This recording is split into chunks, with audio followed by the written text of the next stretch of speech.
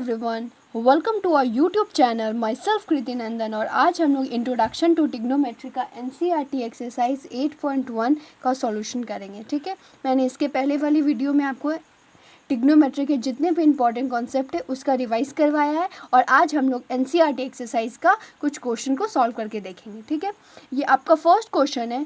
In triangle A B C right angle at B and A B equal to 24 centimetre, B C equal to 7 centimetre. तो determine करना है हमें sign ए और cos A. और second में question given है कि साइन से और कॉस सी को हमें वैल्यू फाइंड करनी है। तो सबसे इंपॉर्टेंट काम होता है ट्रिग्नोमेट्री में कि आपको फिगर बनाना आना चाहिए। ठीक है, तो वो बहुत ही इजी है। हम लोग जानते हैं कि ट्रिग्नोमेट्री में जितने भी आपके ट्रायंगल्स का यूज़ करेंगे वो राइट एंगल ट्रायंगल होगा। मैंने आपको कल भी बताया। ठीक है, और यहाँ पे मैंने पहले एक राइट एंगल ट्रायंगल बनाया। अब बी है, बी पे यहाँ पे राइट एंगल है। ठीक है, गिवन है कि बी पे राइट एंगल है और हमें ए बी और बी सी गिवन है। तो पाइथागोरस थ्योरम का यूज़ करके हम लोग ए सी का वैल्यू फाइंड करेंगे, क्योंकि हाइपोटेनस का स्क्वायर इक्वल टू बेस का स्क्वायर प्लस परपेंडिकुलर का स्क्वायर हम लोग पाइथागोरस थ्योरम से जानते हैं। तो हियर पाइथागोरस थ्योरम से हाइपोटेनस हो गया ए सी का square equal to B C का स्क्वायर प्लस ए बी का स्क्वायर।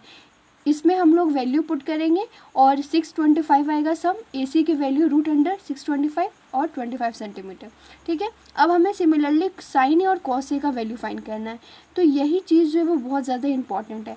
साइन ए, तो यहाँ पे हमें ए यानी एंगल के अकॉर्डिंग देखना है। ठीक है, यहाँ पे ए साइड के अकॉर्डिंग, जैसे कि यहाँ साइन ए, तो हम लोग यहाँ पे इसको एंगल मानेंगे। ठीक है, और अब इसके सामने वाला जो भी मेरा साइड है, इसके सामने वाला जो BC है मेरा साइड, BC 7 सेंटीमीटर है। तो जो भी सामने वाला साइड है वो परपेंडिकुलर होगा, जो उससे अटैच होगा वो मेरा बेस होगा और जो लेफ्ट बचा हुआ है वो मेरा हाइपोटेनियस होगा। ठीक है, तो ये हो गया मेरा, इसके सामने था BC मेरा परपेंडिकुलर हो गया और AB जो है वो मेरा बेस हो गया और AC जो हम लोग फाइंड किए 25 centimetre, that is our hypotenuse.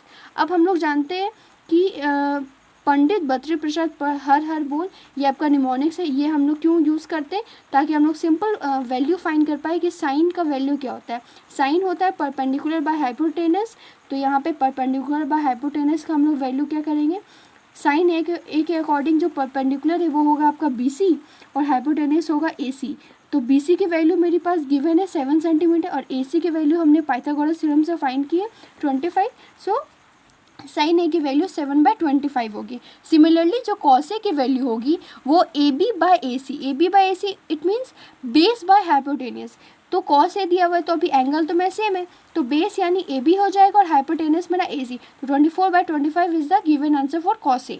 Similarly sine C और कॉस सी का हमें वैल्यू फाइंड करना है। तो साइन सी इसका मतलब क्या होगा कि सी यहाँ पे हो गया आपका साइड। अब हम लोग को सी हमारा एंगल हो गया। अब सी के सामने वाला जो होगा साइड वो हमारा परपेंडिकुलर होगा, जो उससे अटैच होगा वो बेस होगा और जो लेफ्ट होगा वो हाइपोटेनियस होगा। तो सी के सामने AB है, so that is AB is our perpendicular in that particular case. Similarly BC is our base and AC is our hypotenuse. Sine C equal to base by hypotenuse. Base मेरा हो गया यहाँ पे आपका, यहाँ परपेंडिकुलर बाय हाइपोटेनियस, तो यहाँ पे हाइपोटेनियस क्या हो गया आपका AC और आपका परपेंडिकुलर हो गया AB। तो AB/AC तो 24/25। कॉस सी के लिए सिमिलरली कॉस सी का हम लोग फॉर्मूला जानते हैं, base by hypotenuse. Base by hypotenuse यानी कि यहाँ पे बेस कौन सा है आपका BC और हाइपोटेनियस कौन सा है AC। तो 7/25 is the required answer for cos C. Similarly आपका ऐसा जितने भी इससे रिलेटेड क्वेश्चन होंगे वो ऐसे ही बनेंगे। बस आपको ध्यान में क्या रखना है, एक ट्रिक क्या होगी आपकी कि जो भी हमें एंगल गिवन होगा उसके अकॉर्डिंग ही हम लोग अपने फिगर में परपेंडिकुलर, बेस और हाइपोटेनियस को चेंज करते रहेंगे। यही ट्रिक है। अगर जो भी मेरे पास एंगल है उसके सामने वाला परपेंडिकुलर, उससे जो अटैच होगा वो बेस और जो लेफ्ट बचा होगा दैट इज़ आवर हाइपोटेनियस। आप इस ट्रिक का यूज़ करो, इसके बाद आपका कोई भी क्वेश्चन इससे रिगार्डिंग जो है वो नहीं छूटेगा। और MCQ में कैसे आ सकता है, आपका कुछ ऐसा ही क्वेश्चन गिवन है और आपको sign A plus cos A की वैल्यू पूछी हो, या फिर आपको साइन इंटू कुछ कॉस है, ऐसा कुछ इक्वेशन दिया हो और इसका वैल्यू आपको फाइंड करना हो, तो बस आपको कुछ नहीं करना है, जो साइन और कॉस है वैसे ही बनाना है।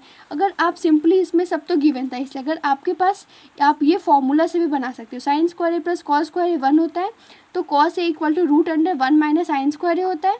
अब सिमिलरली 1 माइनस साइन ए, यानी कि यहाँ साइन ए क्या था 7/25 का स्क्वायर करोगे तो आपका जो फाइनल आंसर होगा 24/25 वो आ जाएगा। तो अगर आपको इससे अगर सब कुछ गिवन है तो आप सिंपल यूज़ करो, अगर आपके पास गिवन नहीं है तो आप sign square A plus cos square ए का फॉर्मूला का यूज़ करके भी आप आंसर तक पहुंच सकते हो, ठीक है। अब नेक्स्ट क्वेश्चन है आपका कि आपके पास फिगर दिया हुआ है, फिगर दिया हुआ इस मीन्स आपका आधा काम जो है वो कंप्लीट है, क्योंकि बहुत सारे बच्चे इन इजी क्वेश्चंस में भी मिस्टेक करते हैं क्योंकि उनको फिगर बनाना आता ही नहीं है। तो फिगर आपके पास गिवन है tan p minus cot r है, तो सबसे पहले ये दोनों आपके पास गिवन है, पाइथागोरस थ्योरम से आप QR की वैल्यू 5 सेंटीमीटर फाइंड कर लोगे।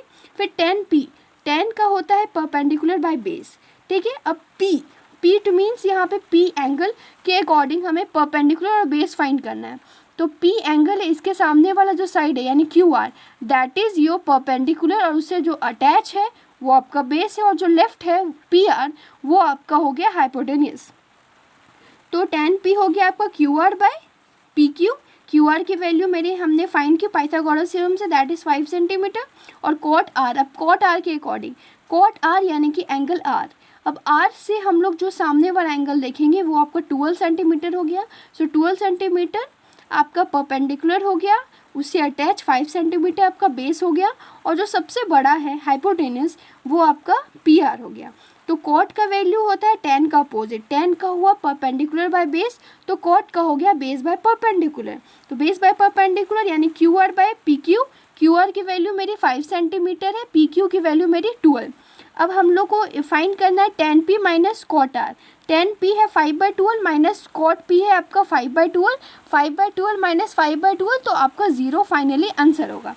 तो इन दो क्वेश्चंस को मैंने इसलिए लिया है क्योंकि आपका MCQ टाइप है, तो ऐसे क्वेश्चंस आ सकते हैं, क्योंकि आपको tan p minus cot r अगर फाइंड करना और आपको MCQ में दिया वो फर्स्ट का आंसर 0, सेकेंड का 2, थर्ड का आपका दिया वो इन्फिनिटी, या फिर कुछ भी 4 का दिया हुआ है नन ऑफ दिस, ऐसे कुछ दिया हुआ है, तो आपको फर्स्ट आंसर टिक करना है। ऐसे आपको क्वेश्चन NCERT से ही आएगा, most of the question are from directly from NCERT, और आपका जो फॉर्मेट होगा वो MCQ टाइप होगा, तो ऐसे क्वेश्चंस मोस्ट प्रॉबेबली जो है वो आ सकते हैं, इसलिए ऐसे क्वेश्चन का प्रैक्टिस करें। और जो मैंने आपको ट्रिक बताई है कि आप कैसे परपेंडिकुलर और कैसे आप बेस को और हाइपोटेनस को ईजिली जो वो फाइंड कर सकते हो डिफरेंट क्वेश्चंस के लिए और एंगल्स के लिए, आप उन पे ध्यान दो, इस वीडियो को पूरा देखो, ठीक है। So that's it for this video, until then keep learning, keep exploring.